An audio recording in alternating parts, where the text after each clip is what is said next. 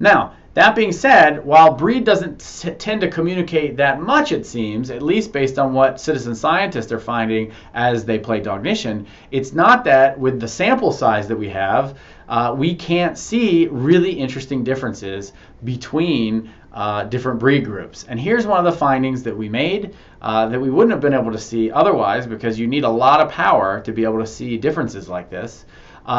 And all the 10 games that you can potentially play with your dog through Cognition, only 2 did we find significant differences between different breed groups. And games where we saw the big differences were the arm pointing game and the memory versus smell game. And the differences, I think, are so interesting because it really highlights what we talked about, and I think it really illustrates beautifully what a cognitive approach is versus our traditional way of thinking about animals either having more or less intelligence.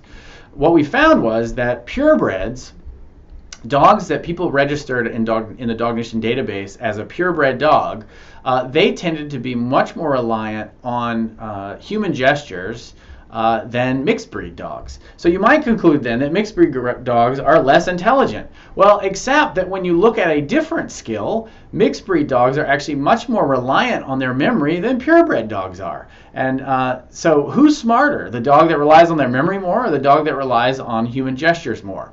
I think this just beautifully illustrates that there probably are breed differences. They're a bit subtle in some cases, and we're going to need a very powerful data set. That means lots and lots of dogs to be able to identify them. And hopefully, as more citizen scientists contribute, we'll be able to have more resolution and not just look at breed groups, but even look at specific breeds and compare all sorts of things that everybody's really interested in. And hopefully, there'll be lots of application of that as well. So I think if you're not convinced already that there might not be huge breed differences, or at least they're not so robust that they're easy to see, I can tell you about work that we're doing at the Duke Canine Cognition Center comparing Labrador retrievers. We have Labrador retrievers that work as assistance dogs trained by canine companions for independence, and we also are working with the Office of Naval Research, and we're working with Labrador retrievers that are trained to detect explosives or improvised explosive devices in Iraq and Afghanistan.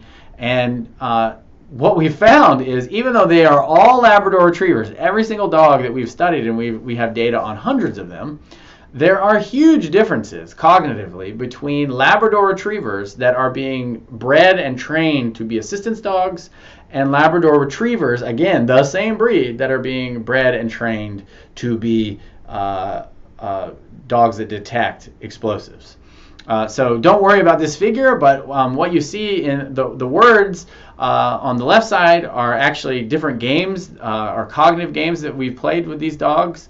And every game that has a bar above that dotted line means that that's where the two populations are different and that the differences are significant.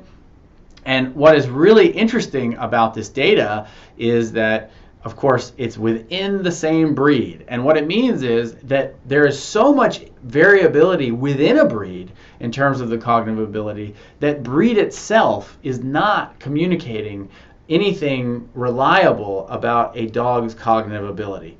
If you can have that kind of difference within a breed, then it's unclear what breed really can tell you about your dog's cognition. The only way to know your dog's cognitive profile, essentially, is to measure it.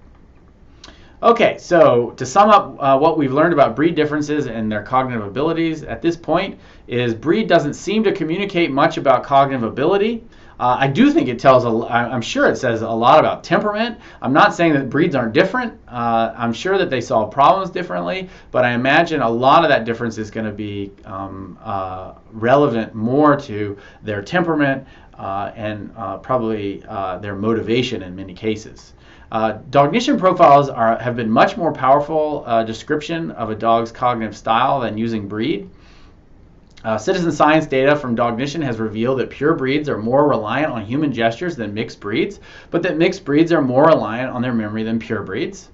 And there's tremendous individual variability within a dog breed in terms of temperament, behavior, but especially cognition. So that makes talking about a breed-specific cognitive profile very difficult, especially when you think about the example of our own research where we've compared two populations of Labrador retrievers that are so different from one another, even though they're absolutely the same breed.